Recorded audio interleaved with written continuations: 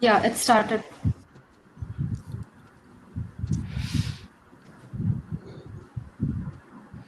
We can start Once with the again, introduction. once again, hello everyone. Hello. Hey, Hello, hi, thanks for joining.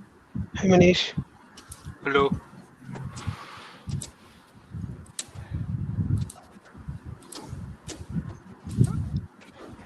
So Sudesna, are you able to make presenter? Akshita, Sudesna, Yeah, anyone? yes, we are Okay. making presenters to all Yeah. who are joining. We've made presentations to a lot of people, So parallelly, while we are talking, we'll keep making people presenters. Presenters as well. So guys, we That's what we are doing actually. maybe we can be more interactive.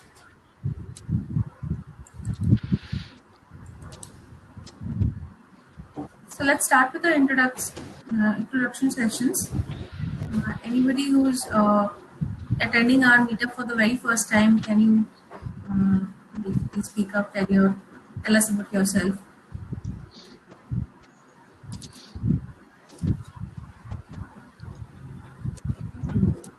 Hey, hi. So I would like to start off. So this is not my first Yeah. meetup actually. To be honest, this is my second virtual meetup and the first one of Mumbai. Okay. And myself, Deepak Taluri. Actually, I am working with Accenture from past 2 years. And previously, I worked with CTS Cognizant for about 4.5 years. So it's almost nearly 6 years of my experience completely in the integration space. And I have been recently into event-driven platform as well. So I just gained expertise in event-driven platform as well, and I'm a MuleSoft certified expert as well. So and I have worked on multiple technologies like Salesforce, Azure, and SAP. So I have developed multiple integration-based, cloud-based integration solutions with SAP recently, and that's it from my side. And you're a presenter for today. Yep. So Yes. thank you Yes. so much. No problem.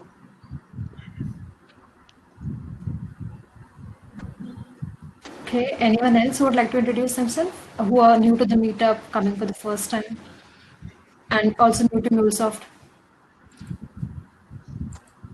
And I'll just let everybody know we are currently in process of making unmuting you as well, because it's a new tool and by default the mute option is not enabled.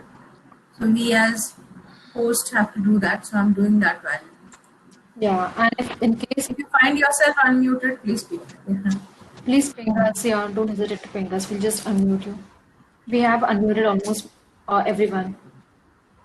I don't know. There is some issue with Jayesh Ahirra. We are not able to. I think maybe the network thing. This thing we can just note out and report Yeah. next time. But this is a lot better than last time what we experienced. I can say. Yeah. I hope nobody faced any issues while joining this session. Because if you did, please do share your experience because we have to share the same to the team. Yeah.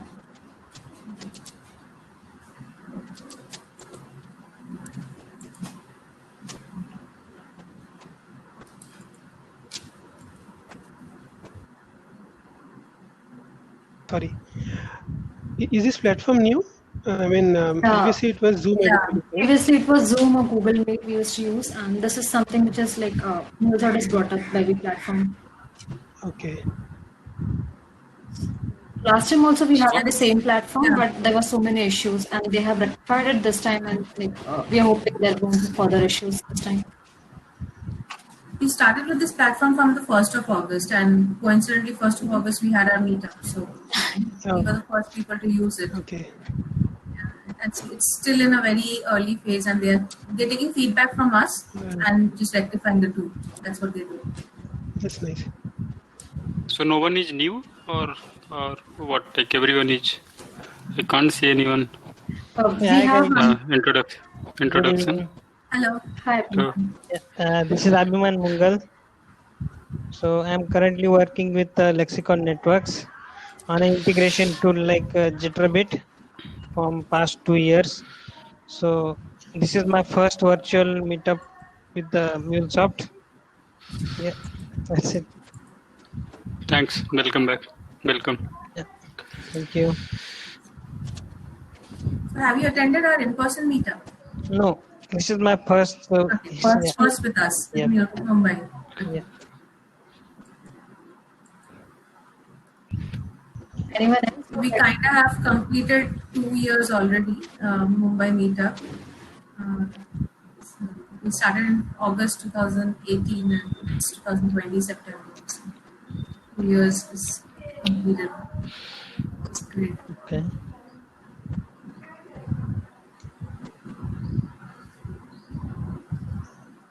Vishnu, I can share screen and we can get started, I guess. Yeah. Okay, I'll do that. I was just unmuting.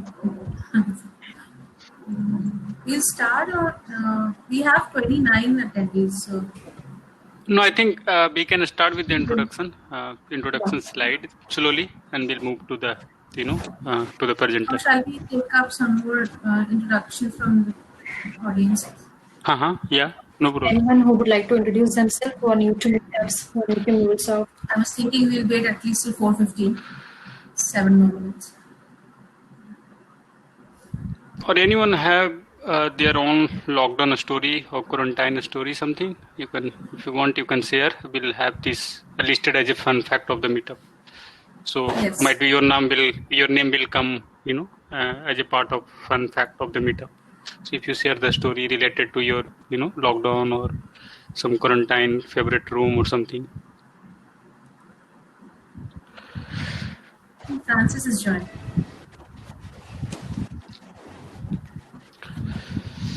So if you want, you can share the story, something. It might be 4 to 5 line or something, so that we can list your name as a fun fact, something. Maybe exciting news of that we can also do during this pandemic situation.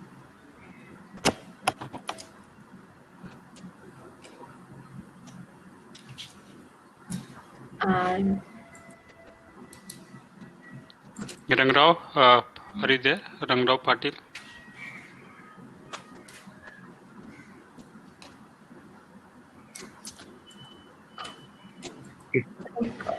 Can I go ahead? This one? Yeah, Satish here. Hey, hi Satish. Hi, Satish. Hi, this is Satish here, working for it's like HCL Technologies. We are working for Scotia Gas Network UK account. It's like the components which we have been using on our MuleSoft 4.1, runtime manager and the API managers, and other than that, visualizers. These are the major things, tools which we have been using it out. And apart from that, we have been using this MUnit tools and recorders, other further testing tools and other frameworks which we have been using it out. And it's like based on a few of the inputs and other things, we have been gone through various design patterns and other things as well. Yeah, let's keep sharing the experiences and knowledge. It's a good summit for everyone's this one. Really, even the meetups and the MuleSoft things, it is keeping up our ourselves updated over there with the right technologies and to the right direction of people, and even a lot of WhatsApp groups and other things were really helpful for our technical things on approaches and other things. Really, thanks for everyone's contribution. Yeah, thank you, everyone. Yeah. Thanks. So Satish, I have one question for you. So Yeah. what is your expectation from this meetup? Like, why did you join, and what is your exact expectation from this meetup? I mean, Right. today meetup. Suppose it's like because here we can get various approaches and the thought process in implementing the solution, because we will be doing our solutions in a whereas here they have been with various possible solutions and all. Just like instead of a normal designer for a HTTP flows and other thing, we can do it out in a multiple ways where we can do the debugging stuffs and other things and the payload and other things. Instead of doing it the normal way, it's on there are some various alternative approach and effective handling of the exception handling blocks and other thing. Even there are a lot of stuff. To be honest, I had learned the things through these meetups and all. That way, I was just got a good updates over there on this. Yeah, thanks for it. Yeah, thanks. Yeah.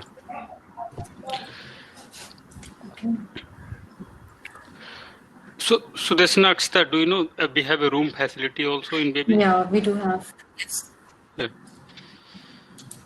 I think When we had a meeting with the Bevy guys, they had told told us. Mhm. But then you tend to isolate people in separate rooms, right, for discussion. I'm like presented to most of them. You all can feel free to like turn on your videos as well Yeah. as if you want to share something, or else we can get started with the introduction. And if you are not muted, like just write in the chat that unmute me, so we'll get to see your name and we'll do it quick. Yeah. So I think we can get started with slowly with the slide introduction slide. Then Yeah. Okay. yeah. I'll do that. I'll share my So screen. might be on the introduction slide they have questions, so we'll take it and slowly we'll move to the presenter.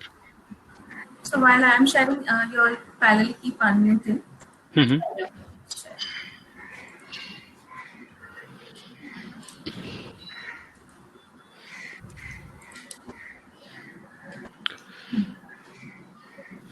So, hello everyone, once again. We'll just slowly move with our introductory slides. So, welcome to everyone. And the topic for today, which is our 13th meetup, it's Anypoint Visualizer and API Functional Monitoring using API Monitor.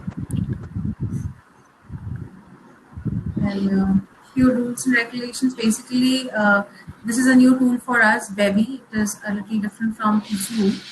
So probably, if you are not unmuted, please write it in the chat section. If there's any problem, if there's a network problem at your end, you can always reconnect. We have checked that feature, so don't worry. And we have our recording on, so all these things will be shared as well later.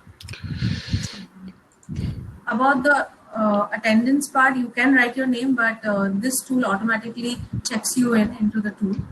So we'll all automatically come to know who has joined this meeting. So that's a new feature that has been added. So the agenda for today, we started with our introduction. We have a few important announcements about the latest releases and everything. So we'll cover a few points about the MuleSoft Connect, which is coming up very soon. Then about what is the MuleSoft Anypoint Platform Insiders Program, and about a new thing that we are planning to start, that is the mini meetups. So we'll have a quick discussion about them. Then we'll start with our main topic, that is a technical session for API function monitoring and Anypoint Visualizer. There'll be probably not a demo, the speakers will be explaining through the slides itself, and we'll definitely have a quiz round wherein we'll choose 3 quiz winners, and then you get some prizes accordingly. So And, Sudeshna, yes. yeah. So for MuleSoft Connect, we don't have to pay anything, right? Any fee or anything? That's free. No, right? No. Free of cost. I'll And come to that. I have a slide for that. Yeah. Okay. So only we have to register, right? Or no need to pay anything, any Only fee? register. Yes. Yeah. And if you've already attended our meetups, in our sessions, we do our networking throughout the session. We will be doing more of a discussion than just going slide by slide. So if you have a question, we'll pause there, we'll discuss, and then only we'll continue. So feel free to speak up and discuss. So about us, I'll introduce myself. Hello everyone, my name is Sudeshna Mitra. I work at Accenture as a certified MuleSoft architect. I have total industry experience of 10 years, and I'm working with MuleSoft for 5 years almost. So that's my introduction. And Manish and Akshita, you introduce yourself. Yes. So, hello everyone. My name is Akshita Sawant, and I've been working on MuleSoft for like last 3 years almost, and I'm a MuleSoft ambassador. And yeah, I'm currently working at Apicero. So, I've been also like writing a few blogs on MuleSoft and a few sessions. So, if anyone here is completely new to MuleSoft or just getting started with MuleSoft journey, for you guys, like I've just published a video. You can maybe just go through that one. I'm sharing the link in the chat section. Yeah, that's it from my side. Manish, you can. Yeah, so my name is Manish Yadav. Currently, I'm working as a integration architect, having 5+ experience with the MuleSoft. Yeah, so yeah, that's all from my side. And I'm also currently working as a moderator for forum. So if you have any question, any related to any forum or any meetup or anything, you can reach out to us. I mean, Sudeshna, Akshta, or me. So that's all from my side. And Thank you. there is an issue certificate which Abhishek like message. So if you're having any certificate related issue, you can just go through the site training.mulesub.com. And if you're still facing the issue, we'll just see it out after post this meetup. Sadeshna, you can carry forward. Yeah.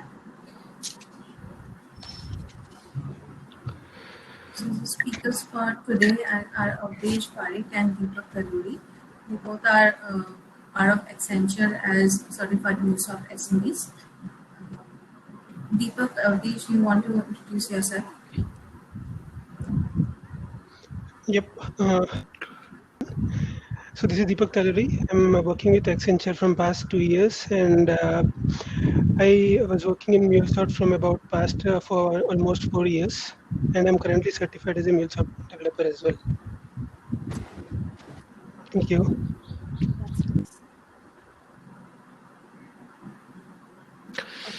Avdesh. Hi everyone, thanks for joining this meetup. I'm Avdesh, working in Accenture from last 2 years, and previously I was in Fujitsu Consulting India, and I have been working with in MuleSoft technology for around 3.5 years, and before that I was working on Java, and I'm certified in MuleSoft development and architect, and as well as in Java. So I have worked in the integration for SAP and Salesforce and Oracle, but my most of the experience for MuleSoft is in Accenture only, and that was for SAP and Salesforce. So I'm going to present the AnyPoint visualizer topic today, and Deepak is going to take the monitoring section. So Yeah, so before going to the presentation mode, I just want to say thanks to Ravi, Abdesh, Ravi, and just a minute, Ravi, Shiva Sahu, and Francis, and Abhishek Watfal. So these people are closely contributing to MuleSoft community in or any other way, either through the forum or MuleSoft meetup. So I really appreciate your contribution, Abhishek and Ravi, Shiva, and yeah, other folks. I'm not sure the name, but yeah, Francis also. So these people are contributing a lot to the MuleSoft community. Because of them, we are here today, I would say.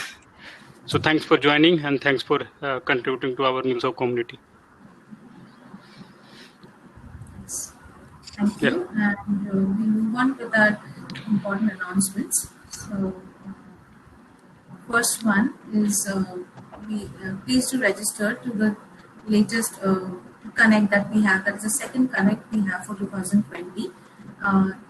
Prior to 2020, all our connects used to be in person, and now everything is virtual due to the pandemic. And again, it's free. So this is the link for registration, wherein you'll get, when you register and to click on this link, you'll get to see the 3 time zones. Based on your convenient time zones, you can register. And I'll just quickly take you through the slide once. So basically, you can find your region, you can do your registrations, and so just to add to this slide, so there will be separate live chat for the MuleSoft ambassador and forum moderator. So you can ask any question, you can ask the story, how they became MuleSoft ambassador, and what are the things required to become a MuleSoft ambassador. So these are the things you can get all the answer in the live chat during the MuleSoft Connect. So you can join and you can say hi to the MuleSoft ambassador. So you will get all the question query related to the, how they become ambassador in MuleSoft and how they are helping MuleSoft community. What are the things required to do or to become expert or SME from the MuleSoft perspective.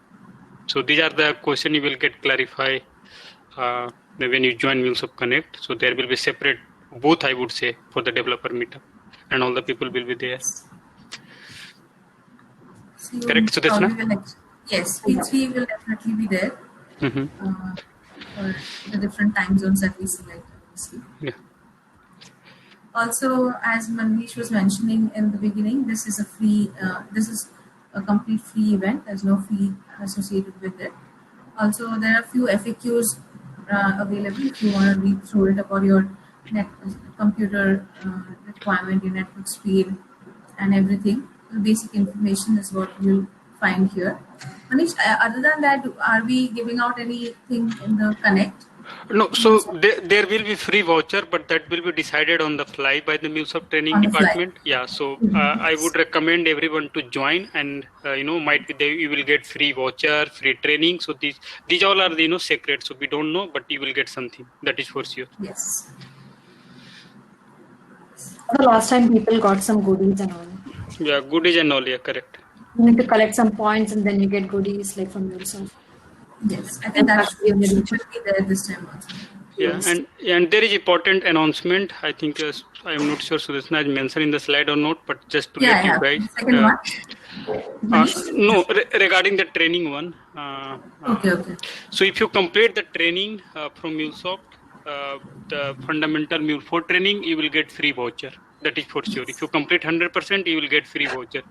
If you're looking for a free voucher, you have to complete the training. That is free all about. No need to pay any fee. Just complete 100%. That's all. And I think this is Mule4, right, Manish? That's correct. This is Mule4 for Mule4. Developer, Mule4. Yeah, Mule4 developer. So if you are thinking your certificate is getting expired, you are old MuleSoft SME, you are still looking for Mule4 certified developer, you can go, you can complete the training, you can automatically the exam will be get added to your profile, or, as per the new design or new things. The new design. Yes. Yeah, and how correct. many attempts do people get for the free one? As of now, only one attempt you will get. So once you fail, you will get one attempt free of cost. So that is covered in the training itself. So yeah. So these are the new Sudeshna. These are the totally new, I would say. Released before 5 to 10 days or 10 days, I would say. Yes. Yeah. Do you want to talk about the Anypoint Platform Insiders program? Yeah. Okay, so there are, as of now, only the MuleSoft ambassador are applicable to review the product, beta product. Now, MuleSoft has come up with the one program called MuleSoft Anypoint Platform Insider. So if you see you are MuleSoft expert, even if you're not expert, if you want to be participate of MuleSoft product team, you can be the part of this team. Whether you are ambassador or not, it doesn't matter for you, but you can be the part of this program. By taking part of this program, you will be the part of product team of the MuleSoft. You will review the product in round table over the call or over the meeting, and you have to give the feedback whether this beta release is good or not from the community perspective or from the product perspective. So this program is something that you will get a chance directly to interact with the MuleSoft product team or MuleSoft product CTO or product manager, where your idea is getting welcome. So this is something that you can engage. You can reach out to me, Sudeshna, Akshita, with your name, email ID. I will forward the whole PDF process, how to join, what to join, and how you will contribute. So this is something that it's very, very important for you guys. If you're following our Instagram page, we also have updated there. We are looking 100+ people to be part of this program by this year. And in next 5 years, we are targeting to achieve 300 in next 5 years. So by 2025, we are targeting to achieve 300 people from the MuleSoft community. Yes. Please send your nominations to us and we'll take it forward from there. Yeah. So even if you're not expert in MuleSoft, if you're expert in other technology, other integration, still you can join. You can compare that integration with this integration. You can provide the feedback. Your feedback is always welcomed by MuleSoft product team. So this is one of the great opportunity you can add in your LinkedIn. You can add in your resume that, I am part of MuleSoft product team. I used to provide the feedback. My feedback is welcomed by the MuleSoft product team. So this is something that very, very important for you to grow in your career. And I'm sure it will help you a lot. Hey, hi. Any question on that? Hi, this is Prolay. Can you hear me? Yeah, I can Yes, hear you. Yeah. Yes. Just would you be able to share the form link, so that we can go ahead and join it? No, so You can just message us yeah, like Manish. correct. Right Yeah. now, we're just taking the nominations. That's it. Yeah. Nomination. So we can't share directly everything. We used to validate the candidate first, whether what type of experience you have through LinkedIn or whether you belong to integration world or not. So this is something that, based on that we used to, add. That's okay. I mean, I'm a Salesforce lead solution architect and working on the Uh-huh. integration and others. So Uh-huh. I would like to fill up the then it is going to be decided by MuleSoft whether they are going to take me or No. introduce me. MuleSoft is not going to decide. So this is something on me. Oh, okay. So You can decide. Okay, no, fine. Yeah, Absolutely yeah, fine. yeah. You just Yeah. share the form. I mean, link. Is it Google form or so that I can fill it up and you can decide on top of that. Thanks. Uh-huh. Okay. So Sudeshna or Akshita, so we will create an insider program, Google form. Okay. And I'll work with you guys, Yeah. And we'll share this through the Till mail. that time, you have to share your name and email ID to us. Exactly. Yes, correct. Thanks. And we'll share all the details to you over email. Yeah. Or you can directly ping me in LinkedIn, your name, email ID, and meanwhile we will work with Sudeshna and Akshita to have a Google form ready so that we can share with the community, and we'll ask a couple of information. Based on the information, we'll forward the mail or something to register. So I'm very much sure that this will be add advantage to your profile for sure in future. Yeah. Okay. Thanks.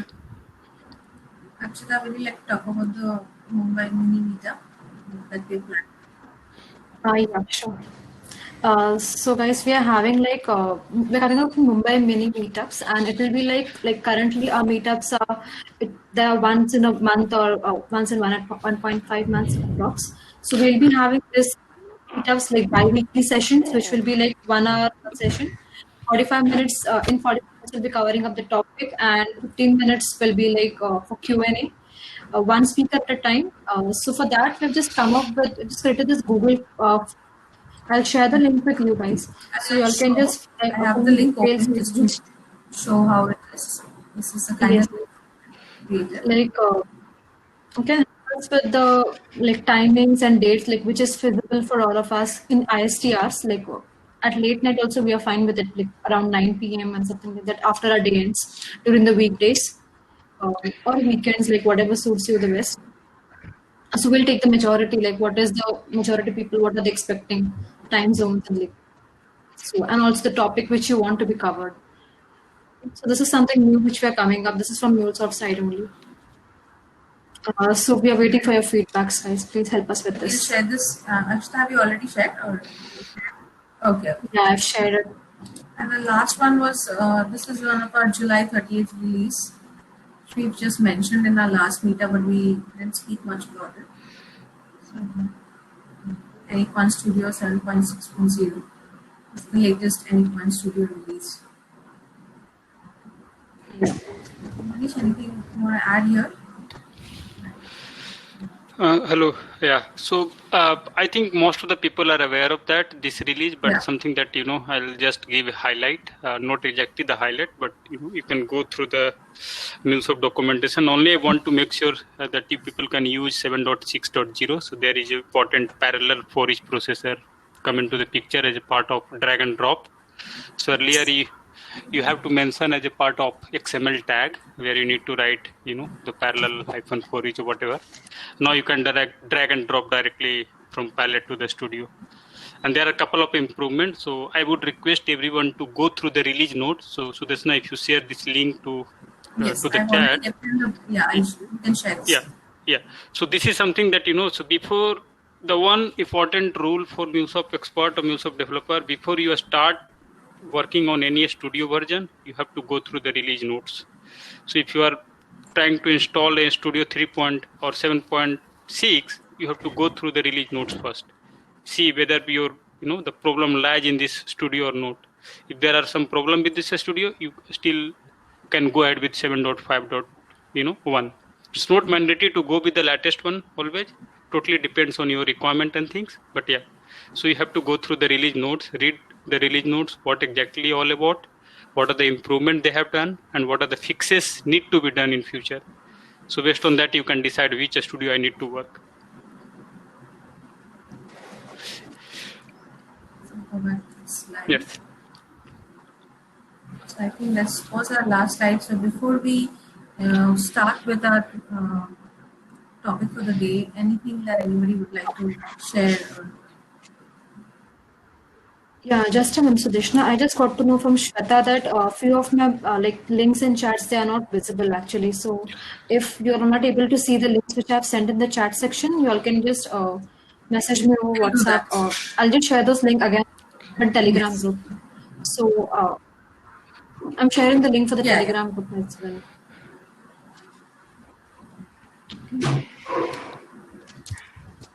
Okay, Sudeshna, I think we are good to go with the speakers. So, anyone has anything to share before we start with our topic? So I'll stop the sharing now, and speakers you all can take up. I'll just stop sharing. Yeah.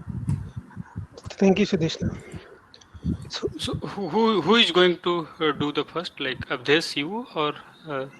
It's me. It's Deepak. Deepak. Okay. Hey, Deepak. Hey, hi. So, hi everyone. Good evening. Let me know if you can see my screen. Is my screen visible? Yes. Yes, it is. Yep. It is. Thank you. So, hi everyone. Good evening. So, the topic which I'm going to share with you all is about the API functional monitoring and how we are going to test our API functionally using API monitor. So, starting with the introduction, first important thing is what is exactly means functional testing. So, how do you functionally test your API? So, if you go for the right concept of the functional testing, the APIs which you are going to, if you are going to test an API functionally, that means that you are going to test your API against the specific inputs and you know the output of the particular API. And you are going to list down your functional scenarios of the API and you'll test your API against them.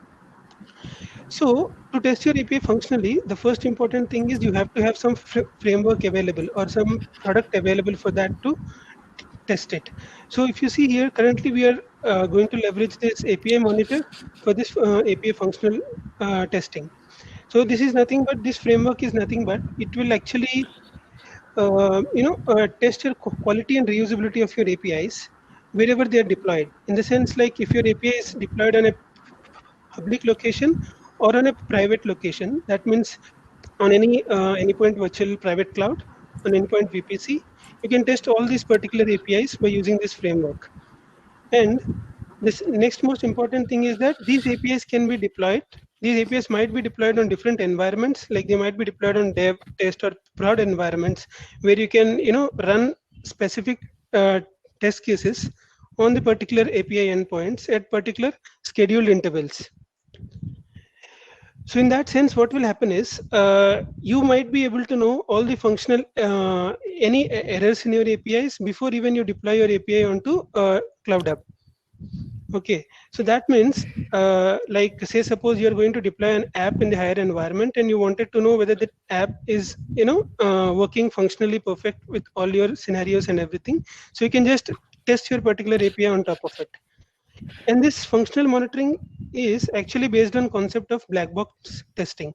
So if you see, there are multiple testing functionalities like white box testing and black box testing. So considering this black box testing, what does this mean? So that means like a developer or an operator for that particular API doesn't even know about what exactly that API does internally. He just only knows that what type of input it is expecting and what type of output is expected out of the particular scenario. So he doesn't need to care about the source code of that API.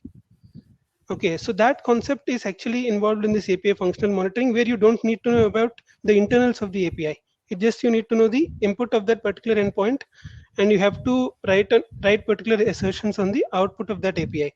So that means you are achieving the functional testing on every endpoint of your API, even before you go live. And the last most important thing is that you might need the report. Like whenever your test case fails for a particular API, you might need a reporting feature, which will send you the report via different communication mechanisms like Slack, email, New Relic, and PagerDuty. So all these are the reporters which are actually given us by the API monitor. So now, why do you exactly need this functional monitoring? As I've already specified about that. So you want to test API to prevent the future failures. Say suppose you're going to deploy your app live. So before that, you want to understand whether your app is flexible to give you the right inputs for the right outputs for the expected inputs, and that's it. The second most important thing is that you have an API, you have a REST API, and you have multiple endpoints exposed by using that REST API. So you want to, measure your API performance in the real time. Say suppose you want the request time and the response time of particular endpoint in an API, you can measure that in the real time. And the second thing is the application network uptime. That means like say suppose your application is up and running right now, and you're trying to hit the endpoint, and you'll come to know whether the application is up or not for that testing. Say suppose you have exposed any status endpoint from your API, and you're trying to ping that endpoint to understand the health check of that particular API. So that can be achieved by using this functional monitoring. And the last most important thing is that you can prevent these system failures before even you deploy your application in the environment. So these are the functional monitoring uses where you have to your functional monitoring would help in these cases before even the errors occur. So next important thing is how many ways do you have to test your API functionally? So there are two different ways where you test your API functionally. The first important thing is you can directly test your API endpoints by creating some monitors on the AnyPoint platform in the functional monitoring section.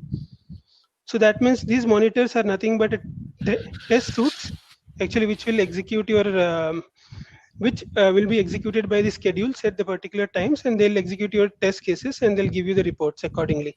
So this can be achieved from the AnyPoint platform. That is the first way. And the second way is nothing but a black box automated testing. There is a command line interface like a BAT CLI.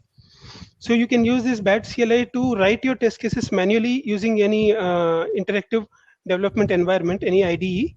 You can use the BDD language for writing your scripts, and you can run those scripts against the schedule in any public or private location against your APIs.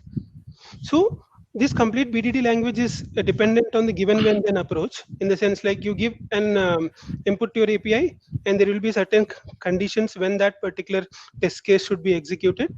And then there's nothing but like whenever you receive any response from that API, you have to assert on all the fields, or maybe assert on the response you have received from that endpoint. So these are the two different ways you can achieve the functional testing. So in this further slides, we are just going through the first important way that we use the API monitor. Yeah, so Deepak, I have one question. Might be I have missed something from the previous slide because I was chatting with someone. Okay. So like how it is differ from MUnit functional testing? Like might be I have missed something, and sorry for that. So can you explain me how it is differ from MUnit testing, functional testing, or it's totally different, or how it goes? Yeah, sure. See, MUnit testing is nothing but an example of a white box testing where a developer would know the internals of the API. Okay, he knows exactly what kind of transformation you are doing, what kind of internal processing you are doing. He knows everything regarding that, and you are going to, internally mock your processors and everything in the API. Okay. So your MUnits will be completely based off white box testing, while your functional testing is that A developer doesn't know about the internals of your API. Okay, and he just knows what is the endpoint and what input is expected to be sent to that endpoint and what response you're going to get out of that endpoint. He does not know anything about the API internals. So that is known as a black box testing. So that is the major difference between your MUnit and your functional testing. Thanks. Yep. Yeah, thank you. So as I spoke about the two ways of functional testing, this is just a snapshot of how your functional monitoring will look like by using the API monitor. This is the endpoint monitoring section, what you see on my slide. And you have to drill down to the functional monitoring page over here. And then you will have a list of monitors and you will have the list of locations. These locations can be private locations as well as the open locations as well. So in the sense, like whatever you see on my screen is nothing but a monitor. A monitor is nothing but a combination of the test cases which I already spoke to you about. And this is the complete slide of how you use endpoint API monitor for the functional monitoring. Let me move to the next slide. This slide will actually give you an overview. Like we use BAT CLI, that is the command line interface, where we write our test cases manually. I have already told you, like we need to write the test cases using the BDD scripts. Whatever you see on my screen is nothing but a project which I have created. Okay, this project will be containing a particular sections where you have to write your DWL. That in the sense, like every BDD script is actually run on the DWL framework, DataV framework at the back. So what you do is you have to write your test cases in this main DWL and they get executed by using this batch script. So you can Deepak, can you tell us which tool you are using this one, and also about the previous slide which you shared? More on the endpoint which monitoring side here. What okay. Components, yeah.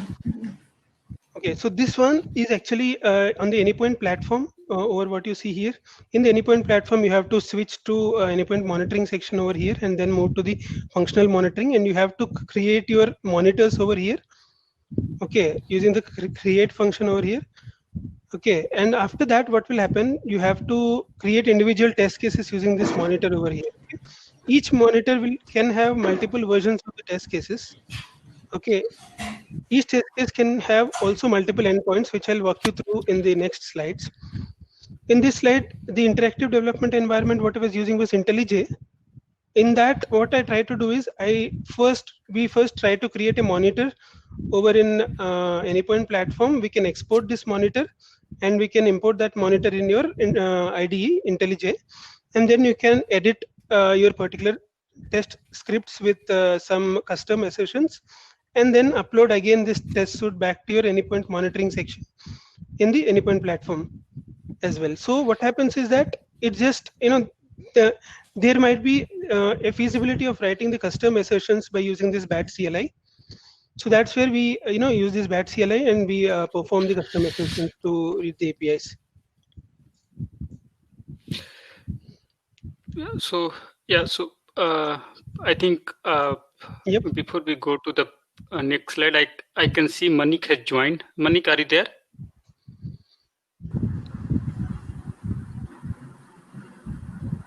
Hello, Manik? Yeah, he's writing yes in the chat. So. Okay, but not in. Okay, so just for your information, Manik is one of the very old MuleSoft ambassador. Manik, and he has joined. He is contributing a lot to MuleSoft community. Can you? I've unmuted him now. So just sorry for the interruption, but Manik, are you there? Hey, yes. Sorry. Yeah, hi Manik. Thanks for joining. Yeah. No worries. Sorry to disturb. Yeah, no problem. Yeah. So I really appreciate Manik what you do for the MuleSoft community, and the one who I met personally one-to-one, and it's really helped me a lot. And you are helping a lot to MuleSoft community. The way you help, it's quite I can't even imagine what to say. No. But thank you so much for joining our meetup and helping a lot to the MuleSoft community. No, thanks. Since 2000. Yeah, thanks. Yeah. We have a question. Yeah, go ahead. Sorry. I'll stay mute. If I have to share, I'll share something at the end. Yes. Thanks. Yeah, thanks. Yeah. And if you have a question that from Naimish, that do we need specific subscription for this to see API monitoring? Mm-hmm. Yeah, That's why we are not able to show the demo today. We tried really hard for to get the account, but as we had some less amount of time, we are not getting the account. So yeah, we don't need a specific subscription. I think it's a higher level subscription, titanium or the platinum one. So this is Prolay. So let me understand one thing. If you have your Anypoint platform account, which is valid for 30 days, Yeah. so there you cannot do the functional monitoring. I think there's a part in the MuleSoft. No, even in the trial account, we cannot do it. There are few features which we cannot do in trial account. The rest of them we can do it. If I'm not making mistake, I have seen that in MuleSoft self-paced learning, they have something in the monitoring section over there. I'm yet to complete that, not yet completed. I think I will say, okay, fine. I mean, I understood that the higher level license is going to give you the more, functionalities on top of that. Yeah. Yeah. So now if we also go to trial account, we can see that you don't have permission, you don't have access, something like that. Next time maybe we'll be coming up with a live demo once we get an account or access to it. We have one more question from Vishnu. Can this project be imported to Anypoint Studio for editing or updating test cases? I think Deepak, you can take this. Sorry, I couldn't hear that. Yeah, it's in the chat section. It's in the chat, yeah. I'll just read it out. Can this project be imported to Anypoint Studio for editing or updating test cases? No. Actually, why? Because Anypoint monitoring project is actually not valid to import that onto the studio. Rather, you have to import that onto a IDE environment. I have already told you, and you can import that and export that from that particular IDE, and you can upload that onto the Anypoint platform. You have to edit or update the test cases using the IDE, not using the Anypoint Studio. You cannot do that. Yeah, Deepak, one more question. Can we not use VS Code instead of this IntelliJ for the development of DWL, DataWeave? Yes, you can do that as well. You have a plugin to import a DataWeave library into the Visual Code, and you can use that as well. Yep. Any other questions? Should I move on? No, Deepak, I think you can go ahead. Thanks for Yep. Thank you. So let me deep dive into the concept. So the first important thing is how do you do this functional monitoring using the how do you perform this Anypoint functional testing using this functional monitoring section, and what do you mean by monitoring? So monitoring an API means that you have to monitor the performance of the response of the API endpoints as well. Say suppose you are testing an endpoint, and you are expecting the response of that particular endpoint in certain milliseconds.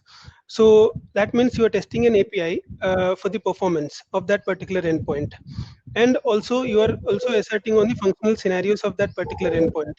Okay, say suppose you are testing a success scenario and you are expecting a status code of 200 from the target endpoint, and you can assert on top of it. And suppose you want to replicate the negative scenario. In that case, what will happen? You have to you need to expect the output of that particular scenario, and you can assert on top of that. And whenever you're testing any API, any endpoint from your API, that API can be deployed both in public and private locations as well, and it can be monitored from the single pane of view. That means you have a single visual page where you can deploy your schedules at both public and private locations, and you can test your APIs. And the foremost important thing is that what are the features that the functional monitoring gives you? The functional monitoring exactly gives you a facility to create monitor. Monitor is nothing but a test suites, or you can call them as a test packs, where you can write multiple versions of your test cases. And these monitors actually can be developed in the BDD scripts, BDD test writing language. And these monitors can be attached to a scheduler. Okay, you can call it as schedules. So those schedules will run your test suites in that particular monitor for a fixed number of times for whatever you schedule for. And they'll run both at public and private locations as well. And they can test your APIs deployed at both the locations. So let me go ahead. So first important thing is what is monitor. So monitor is nothing but it's a repeating schedule of one or more tests referred to as a suite. Say suppose if you are writing MUnits, in MUnits there is nothing but a test suite, right, which is a combination of all the test cases. So in the similar way, monitor is nothing but it's just a combination of your test versions and schedules. So a single test version can be run by using single schedule over here, and it can be run by multiple schedules as well. That means a single test version can be run by multiple schedules at different times. And every test version will be having endpoints, like whatever the endpoints you wanted to test can be configured in that particular test. And what are you expecting out of that endpoint? What response are you expecting out of that endpoint? Those can be asserted on that particular endpoints as well. And the third most important thing is the headers. Say suppose you are posting a request to your HTTP API, and that is expecting your client ID and secret as a part of headers. So you have to send your security params or any params with headers as well. And you also have an option of URA parameters as well. Okay, in query parameters, those can be passed as a part of your endpoint as well. And the foremost important thing is the reporters. Reporters are nothing but it's just a notification to the user whether the particular test has been passed or failed. And there you have multiple options of configuring your emails or Slack, or there are multiple other options as well. And coming back to schedule, schedule is nothing but actually if you want to run a particular test version of a monitor, you have to specify that particular test version in the schedule. And the next one would be the location. So as I have already told you, the schedule can be run on both public and private locations as well. So in private location, what will happen is like you don't have any limitation of number of schedules when you run the schedules on the private location. But when you want to run the schedules on the public locations, there will be a limit of 5 schedules given by the endpoint platform. So that means like you can run the schedules on a number of locations as well. And coming back to the interval in the sense like you have an option of selecting a number of times that this test case executes. Say suppose for every 15 minutes or for every 1 hour or something like that, you can specify the interval for that particular schedule to run the particular test case.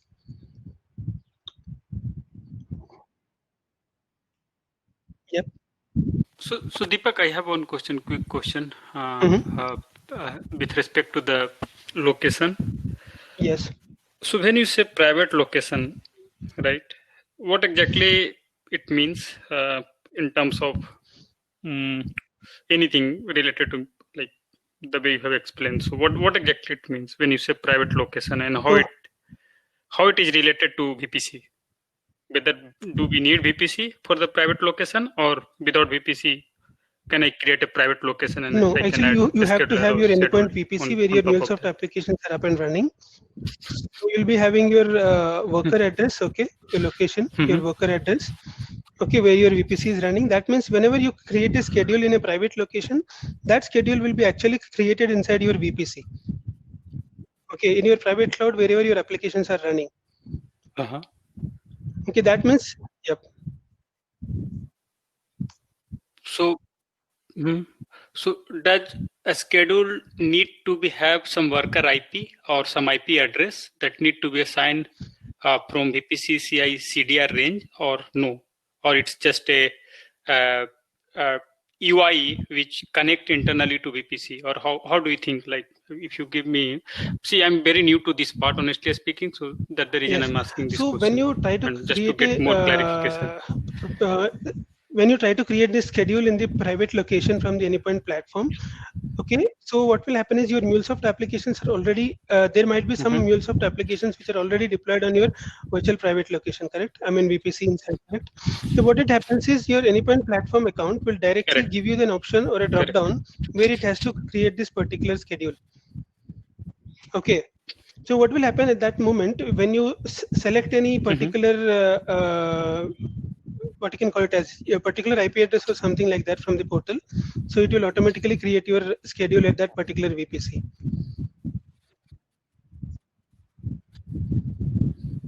So the only advantage why do we need to create the schedules in VPC is to limit we don't have any limit of creating the number of schedules in the private location. That means like you can create n number of schedules in your private location to test your APIs. While there is a limit on the schedules which are open to everyone. Say suppose you are working on a shared worker space where your shared workers are being shared by all the MuleSoft customers across. So there you have a limit of the schedules.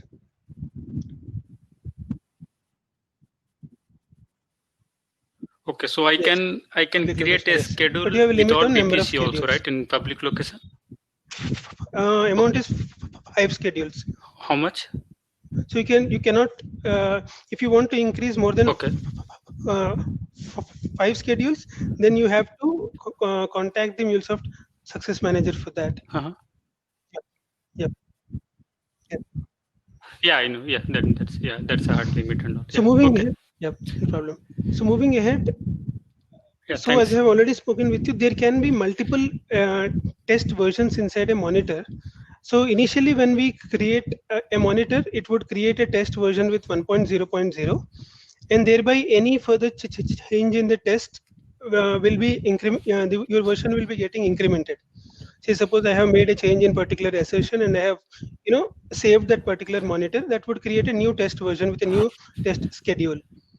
And we can also enable this particular test version to add a schedule to this to run it at a different time or maybe at the same time zone. So this is the way that monitor works. It is just a combination of a pack where you have multiple test versions which can be attached to multiple schedules, and they can run at different time zones altogether. And there is also one more feasibility where your API might be deployed in multiple environments. Say suppose your application A might be have deployed in dev environment and B on test environment. So you can write a single test case and a single test version and a single schedule to run both of the test cases, which will test your APIs on multiple environments as well.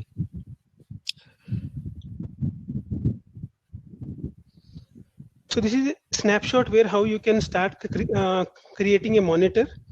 As I have already told you, you have to switch to endpoint monitoring section and drill down to the functional monitoring, and then you have an option to create your monitor from here, and you can directly create your monitor from here.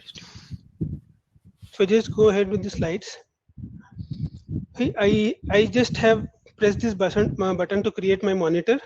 And then it gives you an option to enter the monitor name. Once I enter the monitor name, the next important thing will be the validation block, where you have the request editor type as basic or advanced. So what is the difference between basic and advanced? Say suppose you are writing a test case where you have to test only a single endpoint of your API. That can be achieved from this basic type actually. But when you want to assert on multiple endpoints of your API, and multiple assertions on the particular API, then what you have to do is you have to switch to advanced mode. So both basic and advanced mode will be looking as similar as this one. You have to give your endpoint URL. You have to give your method to what you want to test your API. Say suppose it can be a HTTP methods. It can be get, post, anything else as well. And what are you expecting out of it? What status code are you expecting out of it?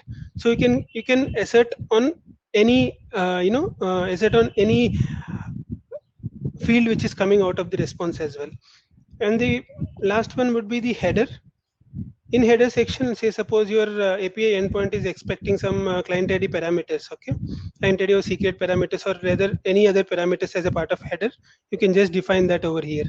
And if you see in my link, I am already giving the query parameters as a deck count. So you can directly give your query parameters inside your endpoint as well.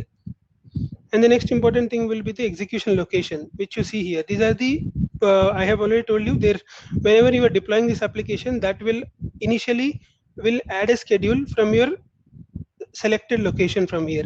So if this is a drop down, which will give you the list of both public and private locations as well. So I have selected US East 1, which is my open location, where initially my schedule will get deployed over here and it will run this particular test case to test this endpoint. And my monitor schedule is running for every 15 minutes. That means that this endpoint will be hit every 15 minutes and you will get a response from it.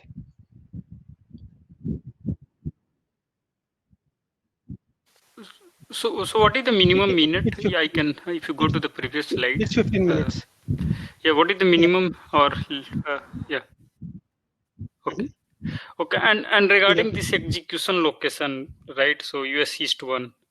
So is there something that I can relate this location with the API which I have deployed in the region or some location, or should I match this location to the API location or API data center location? Like suppose I have one API and I have deployed somewhere in European region, or in, and so for that should I have this execution location as same as No, you can pick European any region, location or for that I matter. can, That means your I can schedule will be pick running any in that location. particular location, while your API might be running in some different location as well. Doesn't matter. So okay, so it means, do you think there will be some performance issue because they have to travel to different region if I select different location just to have this endpoint, or just to hit No, this I don't DLB think so. We or have any tried this cloud already load on multiple balancer? APIs, and we did not see any such kind of performance issues at all. So Deepak, this is hosted in US East, right? In that particular region. Yes.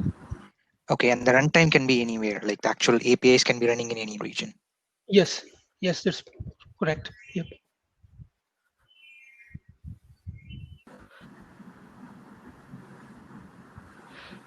Okay, but always the best practice would have the same region. Yes, but ideally you have a list of your, if you see on my screen, there is an option of this, there is a drop down where I have multiple public locations, okay? While also there will be one more thing, like your application might be deployed in some VPC and you want to test that application from a public location, which cannot be possible. Correct. So in that case, what would happen is there is a concept of IP forwarding as well. So you have to whitelist that particular private location IP where you can have access to that private location from this public schedule location. While vice versa, if you deploy a schedule in your private location, it can access your APIs which are deployed on an open API. No. In VPC, it's fine. But if you have any API deployed on open location, public location, that can be even accessed from the private location as well.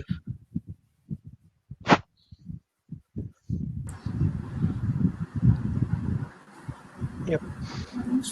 Okay. Yeah, we have two questions from any question from community? So Sanjay is asking if is there any special subscription required to enable the same, that is, whether it's gold, platinum, platinum.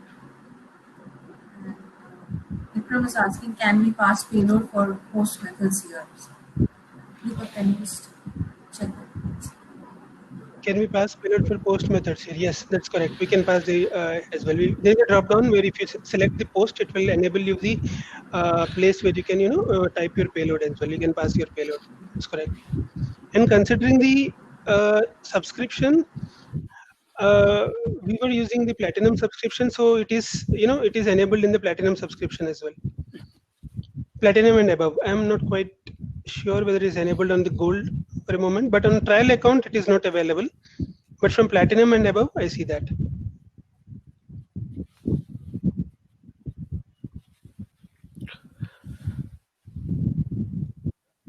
Thank you. Question for now.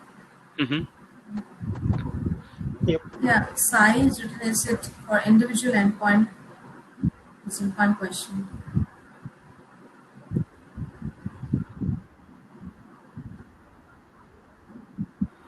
Yeah, that's correct. For individual endpoint, you can create a monitor. Scheduler configured in one endpoint is passed. So the whole scheduler will fail or pass to send the report. That's a nice question.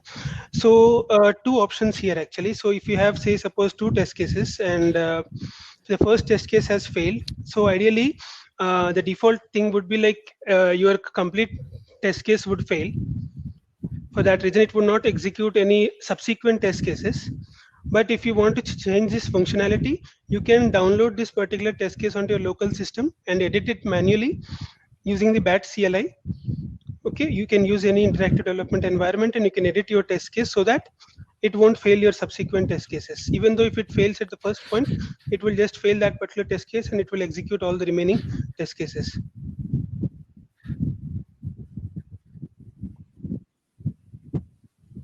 we also unmuted you in case if you don't add Thanks. something. No use.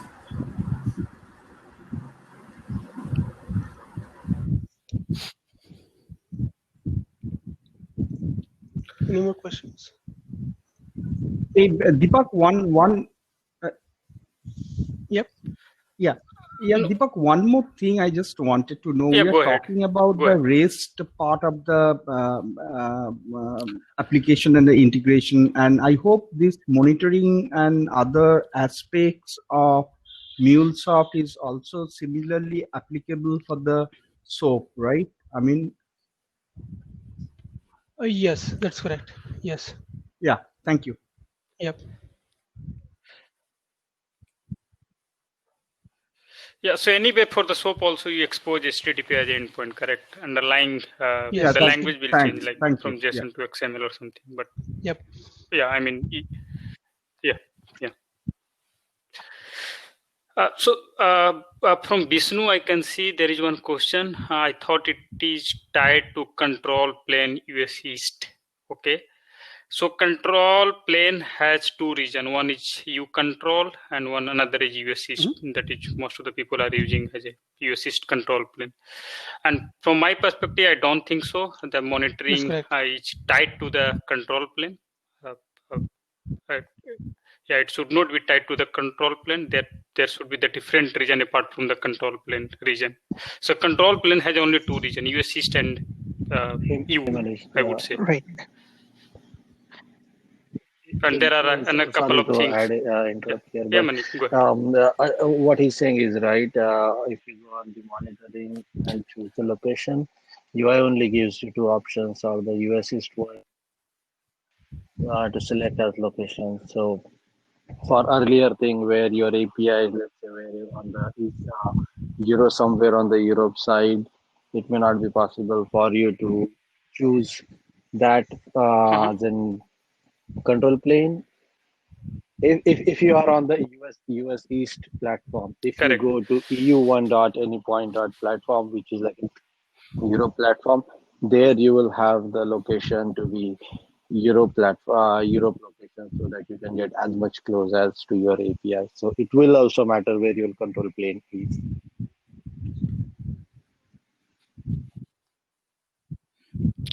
So that is what Manik has mentioned. It will be helpful to keep it close to the API. And if the API is hosted in one data of center. the Asia regions, then we have to go with one of the Europe or US control plane. Yeah. So in that case, you don't have any option. So you have to go with that.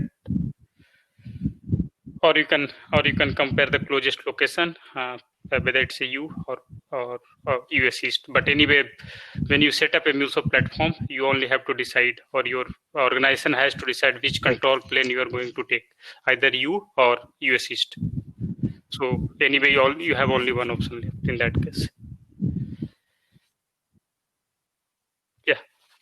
Any question on that? Anything from the community or from the audience perspective?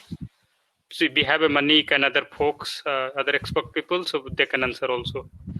So any question, anything? Okay, Deepak, go ahead. I think I will take this question later in the chat. Screenshots, whatever you see on my screen, are currently above the list or drop down of each and every functionality here. The locations, which I have already told you, and the second one with the schedules. So the lowest time between when you run each test case is exactly 15 minutes. So you cannot decrease than that one. That means every test case can only be run for every 15 minutes, which is the minimum time. And the last important one was the reporter, which I have already talked to you. The reporters are nothing but just a notification mechanism where you get all the failure reports to this particular mentioned reporter. Okay. In that case, we have multiple drop downs here. You can post the failure notification to Slack, or email, or New Relic, PagerDuty, and Sumo Logic as well.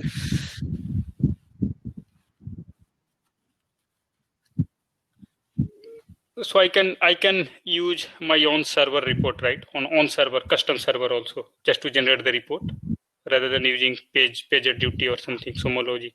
Can I use my own server or on third party? I think that option we have to double check using the BAT CLI. I'm not quite aware of it at this moment.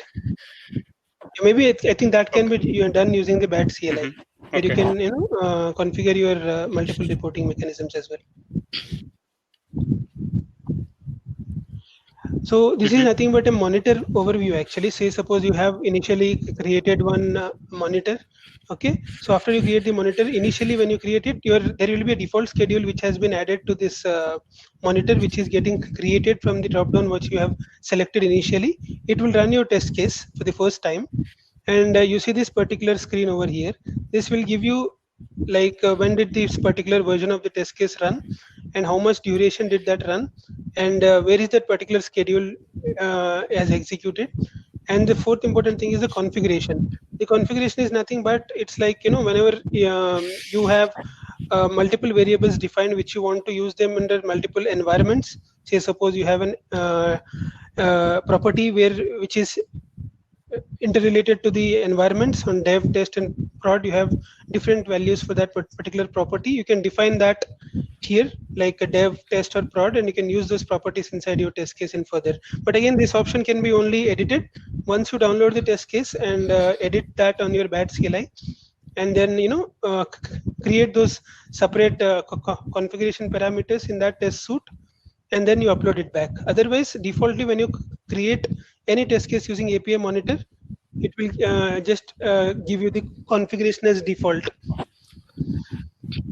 And the next one is the schedules overview. The schedules are in the sense like I have already told you that these schedules can run multiple test cases inside each monitor, and this is the section where you can see the number of schedules which are running against your monitor. There can be n number of schedules which can be running against your monitor to test the particular endpoints or test cases, test versions. Here you see, if you see here, there is a version 1.0.0. That means my test case version is 1.0.0, which is being executed by this scheduler for this particular monitor. So if you see, why do you need, how do you add a schedule, and why do you need a schedule? As I've already told you, to execute the particular test cases in any location, both public or private location, you need this schedule. So at a particular time, if you want to run any test case of the monitor, you have to use this schedule. So there are two different methods to add a schedule actually. You can add them from the schedule section of the monitor. And the second thing will be like you can add them from the list of schedules that use a particular location. So let me show you some screenshots, which would be helpful for telling you how to add a schedule. Say suppose I have created a monitor and I wanted to add a new schedule for this. So for that, you have to click on the particular monitor and traverse from tests folder to the schedules folder inside it, and then click on add schedule. So this will add multiple schedules to the existing monitor to test the same version at a different time, same version of the test case at a different time, or a new version of the test case as well. And the next important thing is how to add a schedule from the list of locations. As I've already told you, when you traverse to the locations side, you have a list of public locations, or maybe if you have already created a private location, that is also visible over here. You can directly click on that particular public location and you can directly see how many schedules you have already created in that particular locations and to which test versions have been they tagged, and also to what monitors are you executing against. So it will show you complete pane of your schedules against your locations. So these are the two different methods to add a schedule which would run against your test cases.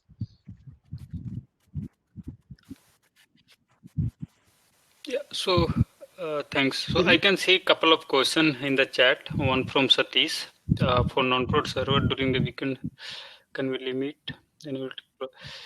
Okay, so the question for Satish, the answer is no, because we don't see in AWS or Azure type of cloud provider, you can create a schedule maintenance window for your downtime because you have access for your EC2 machine. Here we don't have access for the worker in real, so we can't create a schedule maintenance window for any availability of the server or anything. So this is something that I'm not sure, does it answer the question to your question or not, Satish? Because we don't have a worker access, in AWS part, we have EC2 access. We can create a schedule maintenance window based on your unavailability of the server. So yeah, in our case, we can't do. Okay. So Sanjay has one question. Does it consume any vCore? So if you create any point monitor, Yes, that's correct. It I doesn't would consume say no, any but Deepak, you vCores rather. can Rather, add your more. application would consume your vCores. So the schedules which are actually running on the public location or private location does not consume any of the vCore. Yeah, correct. Just to add, so the vCores are tied to the runtime, whereas Anypoint Monitor is part of the management center. So it's in the control plane. And it's not related to vCores. Yep. Correct. So again, Taluri has a counter question, and I think he has a very good question. Taluri Lokesh. If it is consume any vCore, if we select a private location, does it also matter with the private location? Like even if I create a scheduler or schedule in private location, does it consume any vCore? Irrespective. Yes, that's correct. Deepak, did you get the question from the chat? I think I have to come back with that answer as well, because we did not deploy any schedules on private location yet. So that is yet to be explored as well. Okay, so yeah, so that's what my assumption. Taluri has tested. Okay. He just confirmed over the chat. So Manik, I need your view also on top of that. But I'm assuming yes, or might be Sudeshna Aksta. You can note on this question. I am also not sure, but I'm assuming yes. Earlier I was. Okay. Sorry, I just dropped a link to the. Yeah, I can hear you. Yeah. Here, which explains what private location means, and it is very clearly mentioned there. Private location will use API vCore. So if you don't want to use vCore for testing, you can use public location to test your private API. So it will use it's a match. It use what works best. Yeah. No. Yeah. That's correct. Thanks, Manik, and thanks, Taluri. I was having the same, the same mindset when I asked this question a couple of half an hour ago. Yeah. Just to add, so when you say like private location, it's your own data center or your own cloud, right? So when we are hosting it, it will be everything, not only the runtime but also the control plane, the management center. So it will consume some compute power to run the monitors. So yes, it will consume some, but I'm not sure whether it will be classified as vCore or a different category, but it will consume some compute power. Yeah.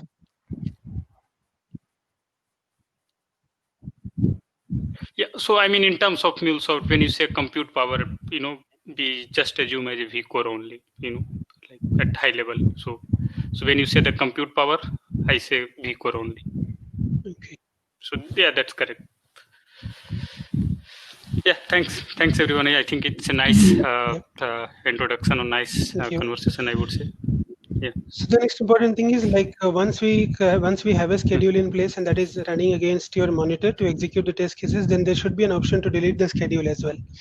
So this slide shows you that how do you modify a schedule or how do you delete a schedule. So say suppose I can, I am already traversing on this particular monitor and it is having one particular schedule which is running against this monitor. So what exactly you do is there is an option of like 3 dots to modify or delete or disable your particular schedule against your API monitor. Okay. So what exactly this does? I mean, say suppose you are deleting a schedule, that doesn't mean that you are deleting your particular test version or you are deleting your particular monitor.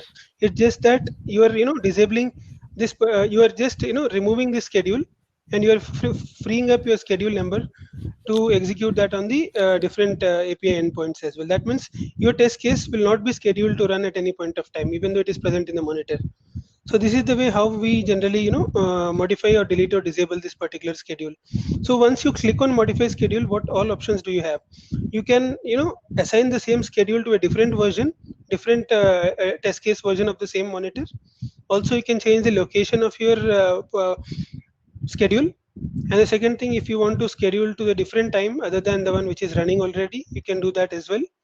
And the fourth one would be the configuration, which I told you. This is completely dependent on the properties or the file which you generally create to run the test cases individually, and this can only be changed once you download the test case manually and have to create the default configuration files for dev, test, and prod separately to pick them up during your runtime of your test executions.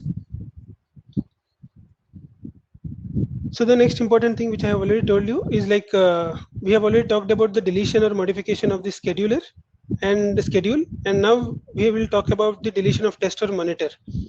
Say suppose you have so one question. So when I delete these the monitor and the scheduler, whatever, so can I track this through the audit log in any point platform? I would say yes, but I just need confirmation from you guys, like who has deleted this. So can I track this from audit log of the endpoint management? I think it should be visible in the audit logs as well. That's correct.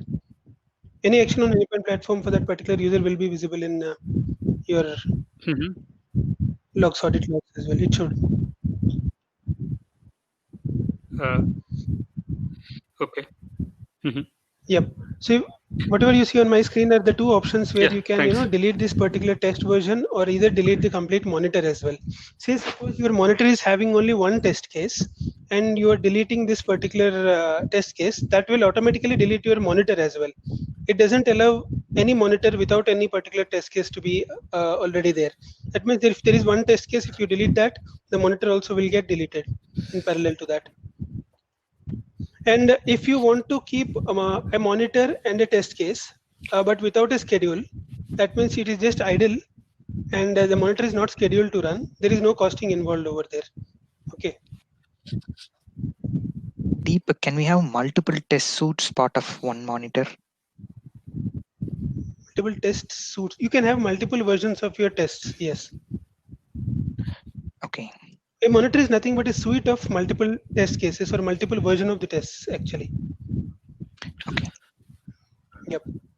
One monitor can contain multiple versions of your test cases which can be run by single schedule or multiple schedules as well.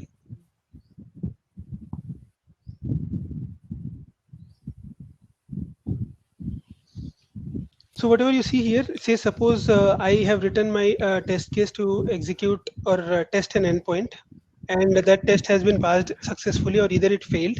So I have to see the test history actually, like what is the request, what is the response, and what assertion has been passed and everything. So for that there is an option of test history. So if I switch back one slide, there are some options over here under test version, right? Whatever you see. This triangle option is nothing but to run your schedule manually.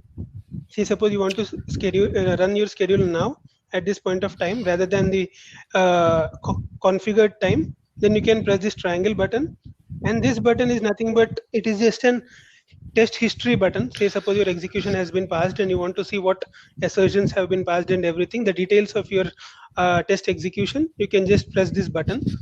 Once you press that button, you will just land in a page where you can see your execution details, or you can say test history. So what endpoint and what response have been already configured, okay? And there is one option where you see the download button. This download button is nothing but it will, download your test history as a part of JSON.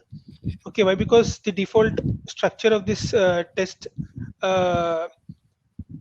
from the API monitor, the default structure of this particular report is a JSON. If you want to edit to be a HTML or any other format, if you want the report, then you have to download this again, download this test monitor again, and you have to edit that property using the BAT CLI and re-upload this test case back onto the functional monitoring section to rerun it, which gives you the multiple, reports. Defaultly, it gives you a JSON report. And this is the last one. This is the reporter notification, where say suppose your test had failed. You have around few amount of test cases where even one test case have been failed. So you get a report over to your email, which says that it is a functional monitoring alert and what monitor had failed with what config.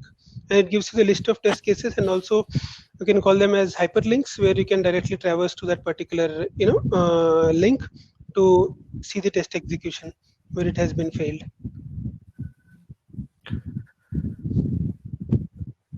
And few things to sum up are the limitations. There is a length. Hiranal, if you can just check.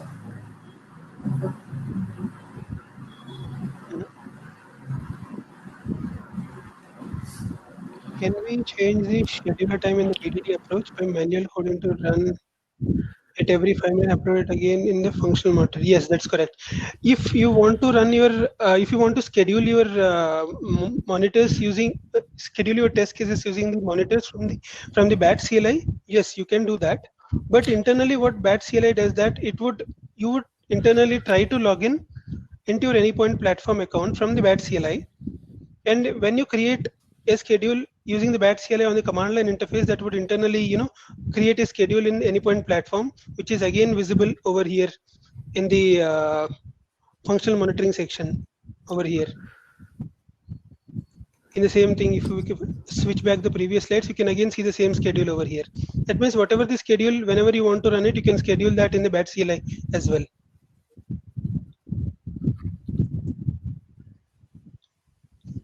Hope I'm clear on that.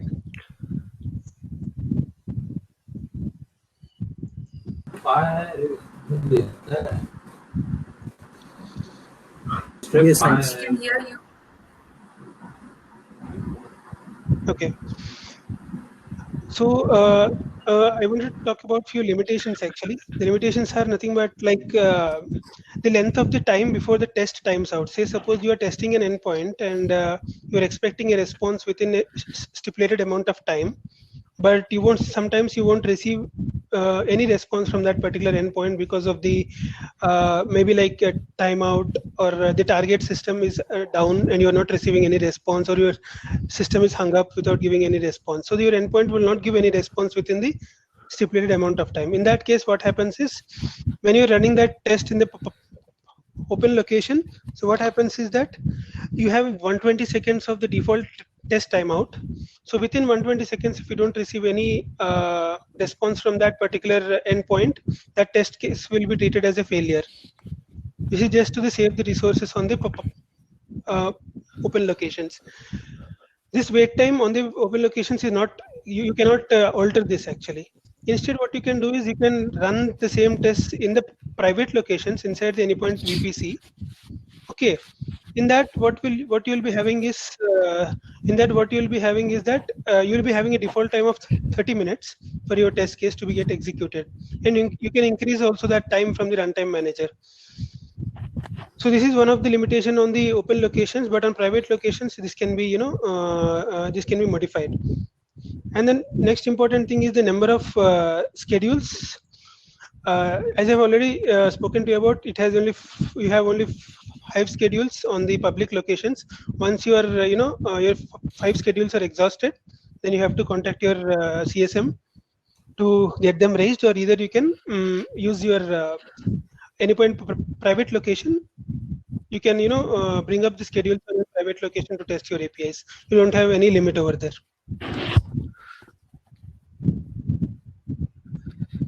And that's it. Thank you. Thank you, Deepak. Deepak, one question. So how do we export the project? Like when we export the project, you said like it cannot be imported in an Anypoint Studio, but it can be in an IntelliJ IDE, right? Yes, that's correct. Sorry, why is that? Like, the structure of that particular monitor is not meant to be run on Anypoint Studio, actually, to be honest. Okay, I don't have any screenshots for that BAT CLI. Actually, it is of a different approach altogether. But the only thing which I can say is that the particular test monitor, all the files inside that particular folder structure are not cannot be imported onto the Studio, but rather that can be imported on any other IDE as well. Even Eclipse? Yes, I think I have to come back to you with that question. I have imported that using the IntelliJ, and I have tried that because that was actually recommended on the site as well. But I have tried on VS Code as well. Okay, that is even been done over there. Deepak, can I add something? And what is that code? Is that DataWeave code? Yes, it is just a combination of DWLs and the batch scripts. Okay. Yep. Can you just give me a sec? I just wanted to bring up that if you had that question. If you have time, it will just take 2 minutes for that as well. Try to solve. You see, I have a monitor project of deck of cards API. So let me just try to bring that up onto the screen. Yeah, if you see on this is nothing but a project folder where you have different configurations, as I have told you, and there are some reporting things, and you have the YAML file and you have the DWL file, to be honest. Okay, so whatever assertions, anything you write about in your test cases and everything, whatever endpoint you want to test is actually written in the DWL, and this YAML file is the one which gets executed using the batch script. So this is the folder structure of that particular monitor suite. Okay, and you can alter your test cases over here, and you can run them using this bat command. You can run this YAML file directly, which would indirectly have the file configured as main.dwl, whatever the DWL scripts. You can have n number of DWLs to write multiple test cases against your APIs. So all the DWLs will be actually running from a single source point, that is your YAML file. And this YAML file is used to run this particular test case locally as well. And once you edit your DWL with your custom assertions over here, and then you can re-upload this monitor back onto your Anypoint platform.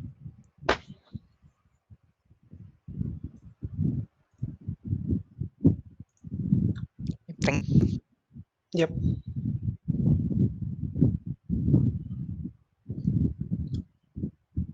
So I'm just stopping my share. How do you have this? You want to add something?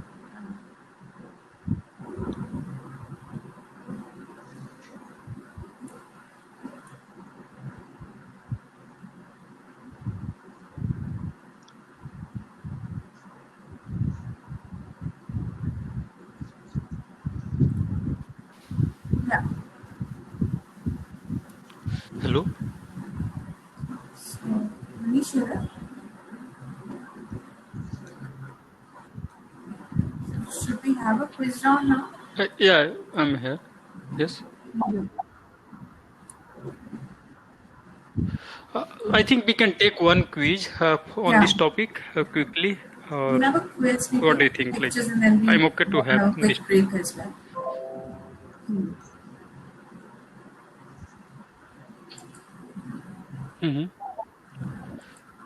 So what is the how we can take the quiz? How someone can answer the through the chat or how? Chat, or if they want to just unmute and speak, we'll keep a note of all the names.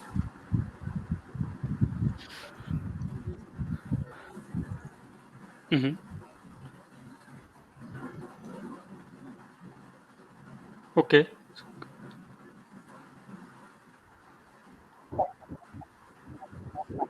Okay, so I can take one quick question and basic question, I would say.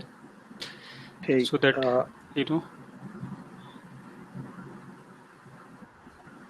No, I was gonna say I suggest just keep it to chat, Yes, not the audio, because it gets confusing. Who said there first, or somebody else said on the here first. That's true. That's just suggestion. Yeah. Okay. Yeah, I think that's what we used to do also in the past. So I will follow the same. Thanks, Mani. Managed to unmute everybody, so let's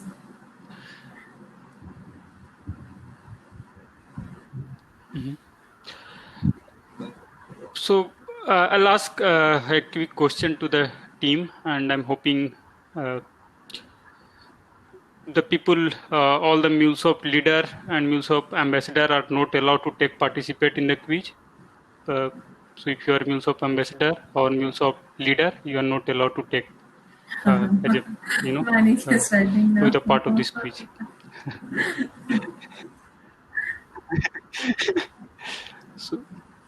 So Siva, Manik, Ravi, and Francis, you know, right? Why I asked this? Okay. So in functional monitoring, this question is from the slide only. So in functional monitoring test, you can test multiple endpoint, correct? Multiple endpoint. And for per endpoint, your timeout is 120 seconds. Now, if you have more than 2 endpoint or 3 endpoint, if one of the endpoint is taking more than 120 seconds, then your whole monitor will get filled, correct? So you have a 2 to 3 endpoint. One of the endpoint is taking 120 seconds, that is comes under the limit or timeout limit. If another endpoint is taking more than 120 seconds, it will get filled. So how do you capture this type of, how do you solve this type of problem in any point monitoring or functional monitoring, I would say, in functional monitoring test suite? So did you get the question? See, functional monitoring can be tested with the multiple endpoint. You have a 3 endpoint. To complete the test, you must complete the test within 120 seconds, I would say. If one of the endpoint is taking more than 120 seconds, the whole functional monitoring test suite will fail. Now, how do you handle this type of situation? What are the answers for this? How to handle? Yes.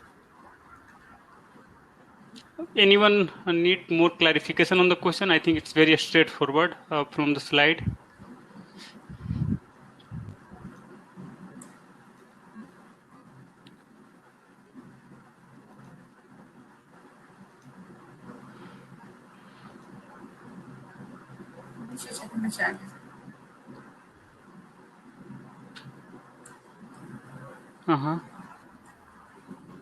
Yes, yes.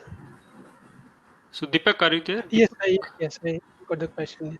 You got the question, right? I mean, you want me to got the answer as well? Yeah,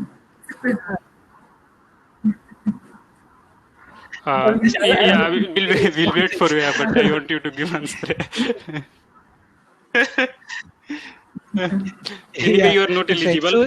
So in that case, what would happen?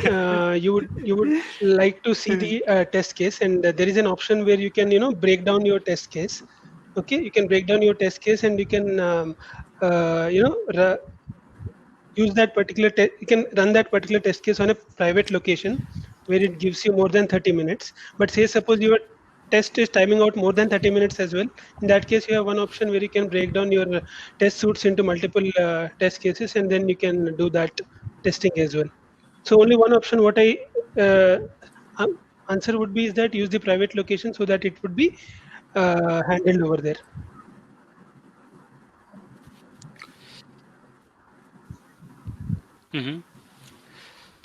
Okay. Yes. And if I use the public location, I need to divide the test suite. Okay. Yes. So answer will be the private location, right? So can you please help Sudeshna to note down the name? Okay. And these are the straightforward question, not like big question, just to make you people aware that you got something from the slide. This question is from the slide only. As I said, I don't have much knowledge, but something that I'm trying to get it for you guys. Shall we have everybody's video enabled so that we can take a picture, please?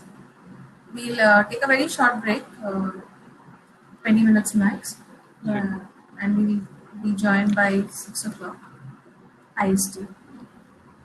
Yeah. So turning on the timer, Krishna.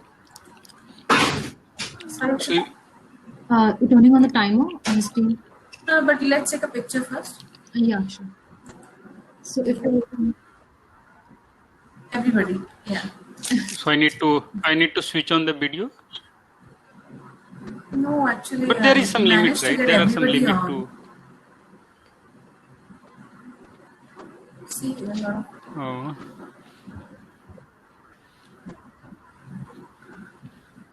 I can see Manik with the same goggles, I would say. Is it early? Very early? No change. Yeah, it's 8 o'clock. For whatever reason, I woke up too early today. and I knew it. This is here, so I'm like, okay, it's a good time to jump on. Oh man, Now I can understand for married people. start on that. Like, Hey, nice to And see we you. also have to keep yeah, no a problem. note that I think our recording will stop at 6. We have to restart it. Yeah, I'll do that.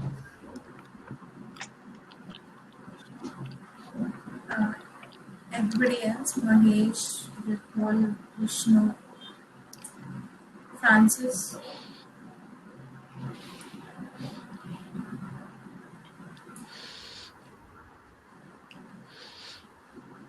Ravi Siva, did Actually, people you're are taking not there? pictures. Or, Yeah, I've taken a few. hmm.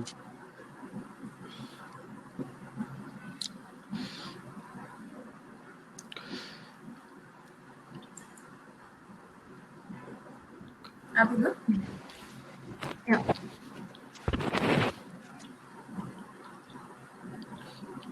In that case, we can break. Yeah, it's done. Okay. Thank you, guys. So let's I'll turn on the timer. We'll be back in 20 minutes. Thanks. Okay, thank you. Yeah, thank you. Yeah, I've Sakshita, you just share can my share screen. the screen and you can set the timer. Uh-huh.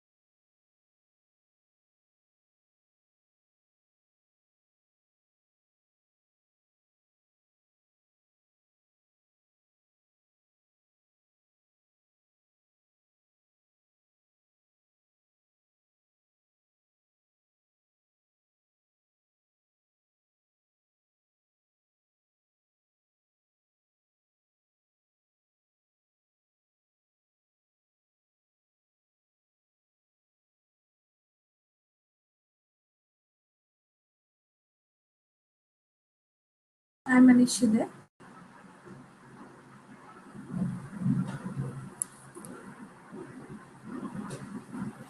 Hello. Hi, ma'am.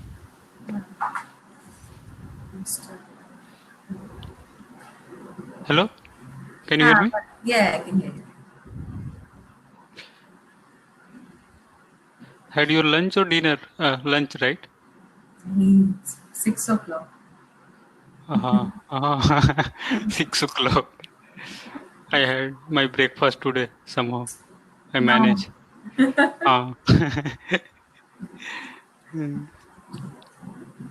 Somehow I manage. Hello. Hi, do we have Deepak with us? Deepak, are you there? Deepak, I have one more question. Yep. Hope everyone is back. So Deepak, like you said, like this anypoint monitoring, this is black box testing, right? We don't have to know the internal logic, right? So in that case, we just give the input and we expect the output, and in that way we can calculate the performance. Then what exactly are we writing in those DV scripts or DW scripts? Okay. See, so let's take an example.